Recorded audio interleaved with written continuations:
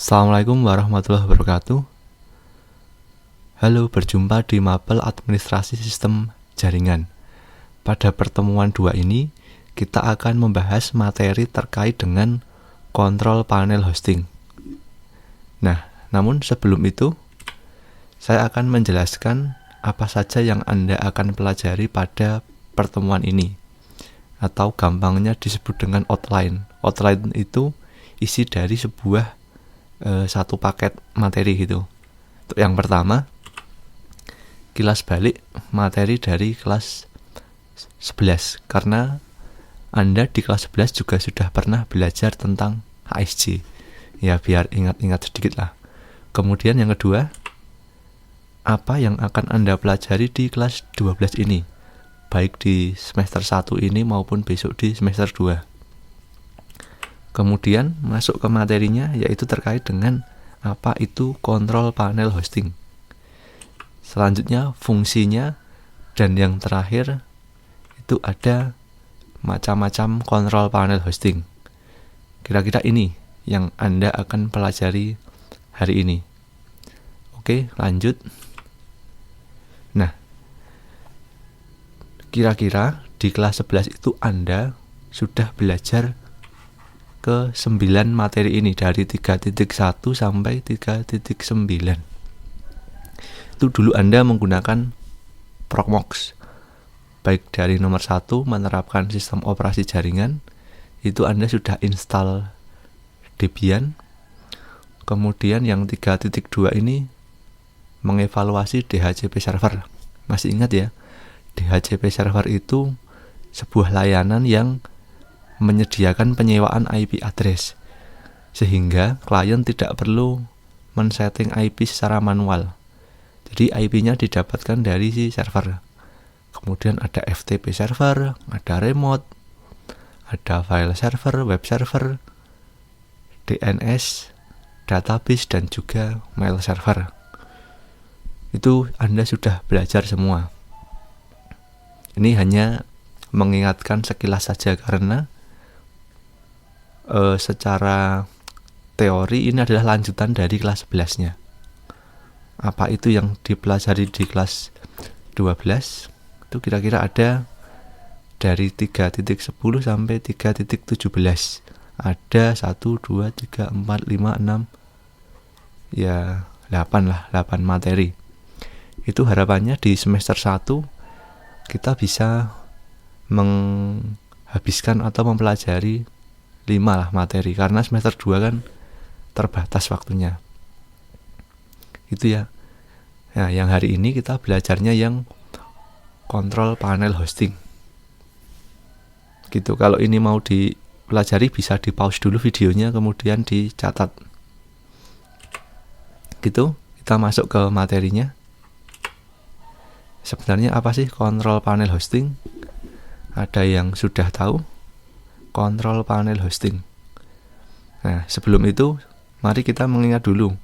Anda pernah belajar mapel PKWU di kelas 11. Pada akhir semester, masih ingat gak Anda disuruh untuk apa? Nah, jadi di mapel PKWU itu kan Anda disuruh membuat sebuah website menggunakan Dreamweaver ya, Adobe Dreamweaver. Kemudian setelah jadi, website itu disuruh untuk di online kan, baik di layanan hosting gratis maupun berbayar. Nah, Anda ketika mengupload website itu menggunakan yang namanya kontrol panel hosting. Jadi ketika dulu Anda kelas 11 hanya sebatas menggunakan kontrol panel hostingnya. Nah, kali ini di kelas 12 Anda dituntut untuk bisa tahu secara detail kontrol panel hosting, tidak hanya menggunakannya. Kalau kita ada waktu bisa praktek pakai Proxmox nanti, install kontrol panel hosting. Gitu ya. Nah, kira-kira itu. Dulu kan Anda juga mengikuti video tutorial ini untuk uploadnya. Ini contohnya kontrol panel hosting yang disediakan oleh 0000 webhost.com. Nah, ini toh beberapa Anda menguploadnya pakai layanan ini. Jadi kesimpulannya, apa itu control panel hosting? Yaitu merupakan sebuah tools yang berguna untuk mengelola segala fasilitas yang terdapat pada sebuah web hosting, termasuk melakukan upload file website, gitu ya. Untuk mengupload file website itu salah satunya, atau gampangnya control panel hosting itu apa ya? Ini jawabannya. Kemudian fungsinya, ada banyak sekali fungsi dari control panel hosting, tapi di sini saya hanya menyampaikan pokok-pokoknya saja. Jika Anda browsing nanti pasti menemukan banyak sekali fungsinya. Untuk yang pertama, pengaturan atau registrasi nama domain. Kan setiap website punya domain. Nah, untuk ngesetnya itu di control panel hosting. Misalnya saya punya herustiawan.id, atau ada srisupraba.net, atau ada juga Skaniska Belajar. Semua alamat ini disetting menggunakan control panel hosting. Tentu saja domainnya sudah kita beli dulu baru bisa di setting. Tanpa bantuan control panel hosting, sebuah website itu tidak punya alamat. Jadi ini fungsi yang sangat penting. Kemudian fungsi yang kedua, untuk mengupload file website ke server. Ini sudah Anda lakukan atau sudah pernah Anda coba ya. Ini juga fungsi yang penting. Selain mengupload, ini juga bisa mengelola karena bisa menghapus dan sebagainya. Gitu. Itu yang fungsi yang kedua. Kemudian yang ketiga, mengelola database dan email. Karena sebuah website itu punya database, maka untuk membuatnya itu juga bisa menggunakan control panel hosting. Maksud saya untuk membuat database. Nanti juga bisa database-nya menggunakan bantuan phpMyAdmin. Tapi itu bukan untuk membuat, itu untuk melakukan operasi penambahan tabel, penambahan data, penghapusan data, dan sebagainya. Tapi untuk membuat dan menjalankan database-nya itu pakai control panel hosting. Kemudian juga bisa untuk mengelola email. Misalnya ada email seperti ini, heru@smknsegan.sch.id atau probo@smkn1segan.sch.id, atau ada ini hrd@ruangguru.com. Ada email-email seperti ini juga berkat bantuan dari control panel hosting. Karena kan nggak mungkin kita bikin ini pakai Gmail. Kan belakangnya ada @gmail.com atau @yahoo.com. Ini @nya sesuai dengan nama domainnya. Maka dari itu, settingan email ini dibuat di control panel hosting.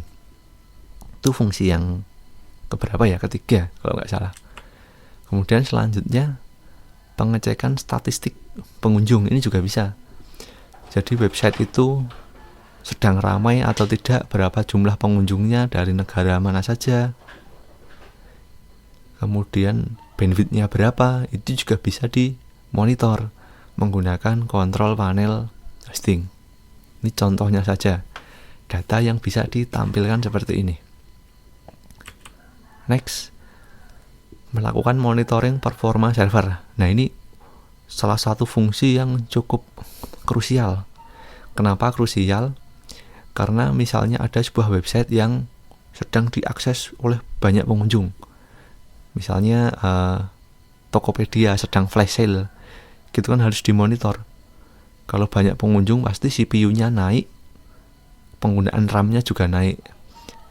Nah, itu bisa kelihatan RAM-nya berapa, CPU-nya berapa, dengan membuka fitur di control panel hosting. Ini hanya kira-kira seperti ini. Tapi untuk tampilan monitoring itu bisa beda-beda, tergantung apa yang mau dimonitor. Gitu. Kemudian tadi ada fungsi, kemudian ada macam-macam dari control panel hosting. Kira-kira ada banyak ini yang saya ambil hanya yang populer. ada cPanel, ada Pledge, ada Agenti yang hitam ini, ada ISP-config, Kluxo, Webmin, EHCP, dan Webuso. Dari berbagai macam kontrol panel hosting ini, Anda nanti bisa browsing sendiri untuk tahu lebih detailnya. Yang jelas, kontrol panel hosting itu ada beberapa kelompok besar. Ada yang gratis atau open source, yang mana kita bisa download kemudian install sendiri. Ada juga yang berbayar. Biasanya yang berbayar itu yang digunakan oleh para penyedia web hosting gitu. Jadi nanti silahkan dipelajari sendiri saja ini, karena ada banyak sekali. Ini yang saya ambil hanya 8. Untuk yang paling populer itu cPanel. Kemudian nanti kalau kita bisa kembali sekolah tatap muka, kita akan belajar install pakai Proxmox. Bisa Webmin atau nanti Plex atau ESP-config. Ini tergantung situasi. Begitu ya. Semoga bisa segera kembali tatap muka sehingga kita bisa praktikum instalasi kontrol panel hosting, nggak hanya belajar teorinya saja. Gitu kira-kira penjelasan dari materi pertama terkait dengan kontrol panel hosting. Terima kasih. Jika ada pertanyaan silahkan sampaikan di platform yang kita gunakan untuk pembelajaran. Sekian saya akhiri. Wassalamualaikum warahmatullahi wabarakatuh.